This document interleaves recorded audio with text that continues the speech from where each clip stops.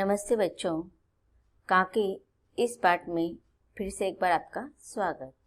आज हम मंजरी इस पाठ्य पुस्तक का पाठ क्रमांक 2 पढ़ने जा रहे हैं, जिसका शीर्षक है काके।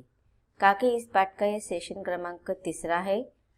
इसमें हम पाठ के उर्वरित परिच्छेद का अभ्यास करेंगे और उसके बाद पाठ के नीचे जो प्रश्नोत्तर दिए हैं उस पर चर्चा करेंगे।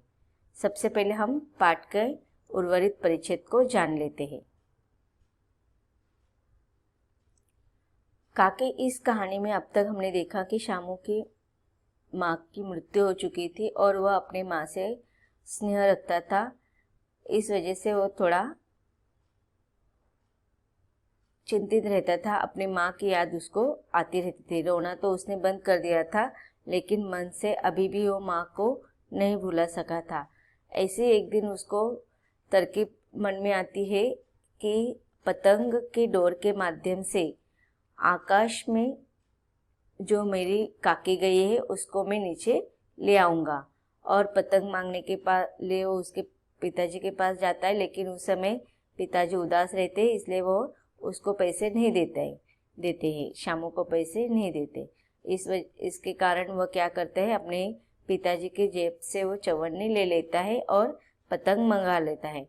फिर अपनी मन की बात तो अपने साथी, अपने मित्र भोला को बताता है। भोला उससे थोड़ा समझदार होता है। वह कहता है कि तुमने बात तो बहुत अच्छी समझदारी से की है, लेकिन जो पतंग की डोर है वो बहुत ही पतली होती है, इस कारण काकी ऊपर से नीचे नहीं आ पाएगी। संभावना है कि बीच में पतंग की डोर भी टूट सकती है। और इस बात से वह चिंतित हो जाता है कि अब पतंग को उड़ाने के लिए डोर में बड़ी रस्सी में कहाँ से लाऊं, क्योंकि पैसे उसके लिए अधिक लगने वाले थे और उसके पास अब पैसे नहीं थे और घर के अन्य लोगों पर उसको विश्वास नहीं था। और इसी बात से चिंतित होकर रात को वो सो नहीं पाता है। पहले दिन की ही तरकीब से दूसरे दिन फिर उसने पिता के कोट से 1 रुपया निकाला, ले जाकर भोला को दिया और बोला, देख भोला, किसी को मालूम न होने पाए अच्छी 2 रस्सियाँ मंगा दी। एक रस्सी छोटी पड़ेगी। जवाहिर भैया से मैं एक कागज पर काकी लिखवा दूंगा। नाम लिखा रहेगा तो पतंग ठीक उन्हीं के पास पहुंच जाएगी। अब देखिए, पहले दिन उसने क्या किया था, उसको पतंग चाहिए थी, पापा से मांगी थी, लेकिन नहीं दिए तो उसने पापा के परमिशन के बिना ही उनके जेब में से पैसे चवन्नी चुरा ली थी। अब दूसरे दिन भी उसने वही तरकीब की। तो देखिए बच्चों, घर में हम किसी से बिना बताए, उनके परमिशन के बिना अगर हम इस प्रकार का व्यवहार करते हैं तो यह बर्ताव बहुत ही बुरा होता है। इसे हम चोरी कहते हैं। अब अगर शामू के बारे में हम सोचते हैं तो इसने यह काम जो किया था, बिना बताए उसने अपने पिता के कपड़ों में से, जेब में से, कोट में से पैसे निकाले थे। यह काम उसका उचित है या अनुचित है? अगर इस पर हम सोच विचार करते हैं तो हम देख सकते हैं कि शामू के अब तक की कहानी में हमने देखा कि शामू अपने माँ के प्रति अपार स्नेह रखता है, लेकिन वह बहुत ही नासमझ है, मासूम है, अबोध है, निर्बोध है। उसे इतनी समझ नहीं है और उसे तो इतना भी नहीं पता है कि एक बार मृत्यु होने के बाद फिर से वहाँ से लोग नहीं आते, या पतंग के सहायता से क्या उसकी माँ फिर से जीवित हो पाएगी, नीचे आ पाएगी। ये सारी बातें समझने के परे है। और जो वो कार्य अपने माँ के लिए कर रहा है, इतनी समझदारी उसमें नहीं है कि अपने माँ को पास बुलाने के लिए वह जो पापा के जेब में से पैसे चुरा रहा है, वह गलत कार्य है, उसे हम चोरी करना कहते हैं। इसकी भी सूझबूझ उसमें अभी नहीं है। इसलिए भले ही उसने अपने घर में ही अपने पिता के जेब में से पैसे चुराए, लेकिन अगर हम उसकी उम्र के और उसके कार्य के प्रति जो भावना है उसको अगर हम देखते हैं तो उसका यह कार्य हम अनुचित नहीं कह सकते हैं।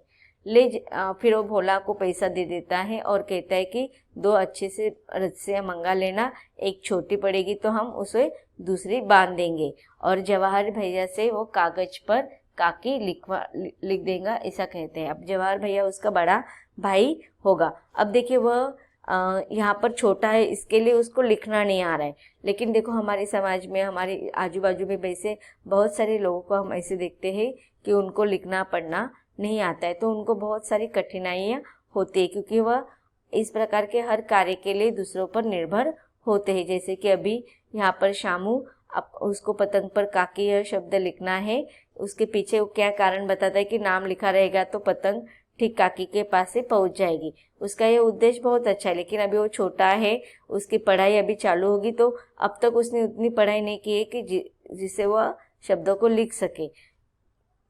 2 घंटे बाद प्रफुल्ल मन से शामू और भोला अंधेरी कोठरी में बैठे हुए पतंग में रस्सी बांध रहे थे। प्रफुल्ल मन से मतलब आनंदित होकर। अकस्मात उग्र रूप धारण किए हुए विश्वेश्वर शुभ कार्य में विघ्न की तरह वहां जा घुसे। अब देखिए 2 घंटे से उन्होंने क्या किया था, पतंगों को वो बड़ी वाली रस्सी बांधने का कार्य कर रहे थे और अंदरी कोठरी में वह अकेले बैठकर, दोनों दोस्त बैठकर कर रहे थे और बहुत ही खुश थे, क्योंकि अभी शामू को लग रहा था कि वह पतंग आकाश में उड़ाया गया और उसी के सहारे उसकी काकी नीचे आ जाएगी। और इसी अचानक से क्या हो जाता है, उग्र रूप धारण के मतलब बहुत गुस्से में विश्वेश्वर आते हैं और उनके इस शुभ कार्य में विघ्न की तरह वहां पर, बाधा की तरह वहां पर आ जाते हैं। भोला और शामू को धमका कर बोले, तुमने हमारे कोट से रुपया निकाला है। भोला एक ही डांट में मुखबिर हो गया। मुखबिर होना मतलब सारी सच्चाई उगल देना या सारी बातें बता देना। अब भोला ने विश्वेश्वर ने जब भोला को एक डांट लगाई तो उसने सारी सच्चाई विश्वेश्वर को बता दिया। बोला, शामू भैया ने रस्सी और पतंग मंगाने के लिए निकाला था। विश्वेश्वर ने शामू को 2 तमाचे जड़कर कहा, चोरी सीखकर जेल जाएगा। अच्छा, तुझे आज ही अच्छी तरह बताता हूँ। अब देखिए विश्वेश्वर को बहुत गुस्सा आया था अपने छोटे से अबोध बालक के इस बर्ताव को वह सहन नहीं कर पाए, इसीलिए वो गुस्से में आकर उसे 2 चमाचे लगा देते हैं, 2 थप्पड़ मार देते हैं और डांटने लगते हैं कि चोरी करना सीख रहा है, चोरी करके तुम्हें जेल में जाना है, रुको मैं अभी तुम्हें अच्छी तरह से सबक सिखाता हूँ। कहकर कई तमाचे जड़े और कान मलने के बाद पतंग फाड़ डाली। अब देखिए उन्होंने किसी भी प्रकार से शामू को नहीं पूछा था कि तुमने ऐसा अनुचित कार्य क्यों किया है, और बिना वजह जाने ही उन्होंने अपने बच्चों को मारा और जो पतंग के लिए उसने ये पैसे चुराए थे उस पतंग को फाड़ डाली। अब रस्सियों की ओर देखकर पूछा, एक किसने मंगाई? भोला ने कहा, इन्होंने मंगाई थी, कहते थे इसे पतंग तान कर काकी को राम के यहाँ से नीचे उतारेगी।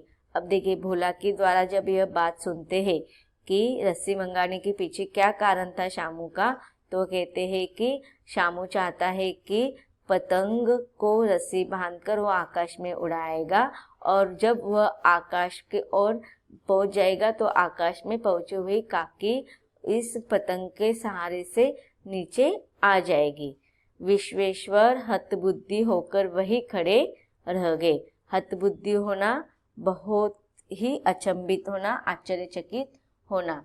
अब देखिए उसे यह विश्वेश्वर क्यों हतबुद्धि हो गए थे, क्योंकि उन्होंने अपने अबोध बालक की इस बात को नहीं समझ पाए और अपने इस अबोध नासमझ बालक के अपने माँ के प्रति इतना अपार स्नेह देखकर वह आश्चर्यचकित हो गए। उन्होंने फटी हुई पतंग उठाकर देखी, उस पर चिपके हुए कागज पर लिखा था काकी। तो इस प्रकार अपने इस अबोध बालक के माँ के प्रति अपार स्नेह देखकर वह विश्वेश्वर जी अचंभित हो जाते हैं, आश्चर्यचकित हो जाते हैं। तो बच्चों यह पाठ यहीं पर खत्म होता है। अब हम इस पाठ के नीचे आए हुए प्रश्नोत्तर पर चर्चा करेंगे। देखते हैं प्रश्नोत्तर। विचार और कल्पना पर आपको प्रश्न पूछा है प्रश्न क्रमांक 1, पतंग इतनी ऊंचाई तक कैसे उड़ती है जबकि एक कागज का सादा पन्ना नहीं उड़ता है? कारण स्पष्ट कीजिए। उत्तर, पतंग अपने विशेष आकार और बनावट के कारण ऊंची उड़ती है, परंतु सादे कागज की आकृति पतंग के अनुरूप नहीं होती, इसलिए यह अधिक ऊंचाई तक नहीं उड़ता है। अगला प्रश्न है प्रश्न क्रमांक 2, शामू लिखना नहीं जानता था, इसलिए वह पतंग पर अपनी काकी का नाम नहीं लिख पाया। आप बताएं जो लोग लिखना नहीं जानते उनको किन किन कठिनाइयों के सामना करना पड़ता होगा? उत्तर, जो लोग लिखना नहीं जानते उन्हें विवश होकर यह कार्य दूसरों से कराना पड़ता है। अगला प्रश्न है प्रश्न क्रमांक 3, आप स्वयं करेंगे। अब प्रश्न क्रमांक 4 है, पाठ में अपने पढ़ा कि शामू ने व्यवस्था में पिताजी की कोट के जेब से पैसे निकाल लिए थे। आपके विचार से ऐसा करना उचित था अथवा अनुचित? कारण भी बताएं। उत्तर, शामू एक छोटा सा बालक था, वह अपने पिता से डरता भी था। अपनी स्वर्गवासी। प्रश्न क्रमांक 4, पाठ में आपने पढ़ा कि शामू ने विवशता में पिताजी की कोट से जेब से पैसे निकाल लिए थे। आपके विचार से ऐसा करना उचित था अथवा अनुचित? कारण भी बताएं। उत्तर, शामू एक छोटा सा बालक था, वह अपने पिता से डरता भी था।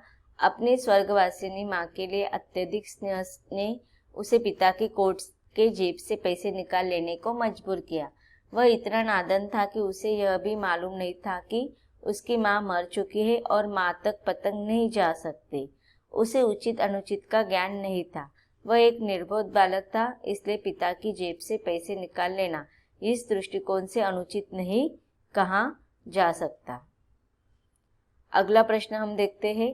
कहानी से आपको पूछा गया प्रश्न क्रमांक 1, आपको यहाँ पर समूह दिया है, उसमें नाम यहाँ पर मैं डायरेक्टली उत्तर दे रही हूँ। आपको क और ख में उचित जोड़ियाँ लगाना है। क, शामू के पिता, उनका नाम है विश्वेश्वर। शामू के साथी भोला। शामू के भैया जवाहिर। शामू की साथी की बहन जीजी। शामू की माँ काकी। शामू के साथी की माँ सुखिया। अगला प्रश्न है प्रश्न क्रमांक 2, शामू ने भोला के सामने कौन सा रहस्य खोला? उत्तर, शामू ने भोला के सामने पतंग को ऊपर राम के पास भेजने का रहस्य खोला। उस पर बैठकर काकी नीचे उतरेगी, यह बात भोला को बताई। प्रश्न क्रमांक 3, शामू ने जवाहिर भैया से कागज पर काकी क्यों लिखवाया? उत्तर, शामू ने जवाहिर भैया से कागज पर काकी शब्द इसलिए लिखवाया ताकि पतंग सीधे काकी को ही मिले। अगला प्रश्न है, उड़ती हुई पतंग को देखकर क्या सोचकर शामू का हृदय एकदम खिल उठा? उत्तर, शामू का हृदय उड़ती पतंग को देखकर एकदम खिल उठा क्योंकि इससे उसके दिमाग में एक युक्ति आई कि वह भी पतंग बनाकर आसमान में उड़ाएगी और पतंग की डोरी पकड़कर ऊपर बैठी काकी नीचे उतर आएगी। अगला प्रश्न है, भोला एक ही डांट से मुखाबिर हो गया, इस वाक्य से क्या तात्पर्य है? इसका उत्तर है, भोला ने विश्वेश्वर यानी शामू के पिता की एक ही डांट में एकदम से शामू द्वारा पतंग और रस्सियां मंगाने की बात का रहस्य खोल दिया। अगला प्रश्न है, रस्सी से पतंग तानकर काकी को राम के यहाँ से नीचे उतारेंगे। भोला से यह बात सुनकर विश्वेश्वर हतबुद्धि क्यों हो गए? इसका उत्तर है, विश्वेश्वर को शामू की काकी को बुलाने की योजना का पता चल गया, जिससे शामू की मासूमियत और उसका काकी के प्रति गहरा प्रेम प्रकट होता है। इस कारण विश्वेश्वर हतबुद्धि हो गए। अगला प्रश्न है, कहानी के आधार पर 2 सवाल बनाइए। पहला है सवाल आपका, यदि विश्वेश्वर ने शामू को पतंग मंगा दी होती तो कहानी का अंत क्या होता? अगला प्रश्न है, विश्वेश्वर को जब शामू की सच्चाई भोला द्वारा पता चली और उन्होंने पतंग पर काकी लिखा देखा, तब उसके बाद विश्वेश्वर ने शामू के साथ कैसा व्यवहार किया होगा?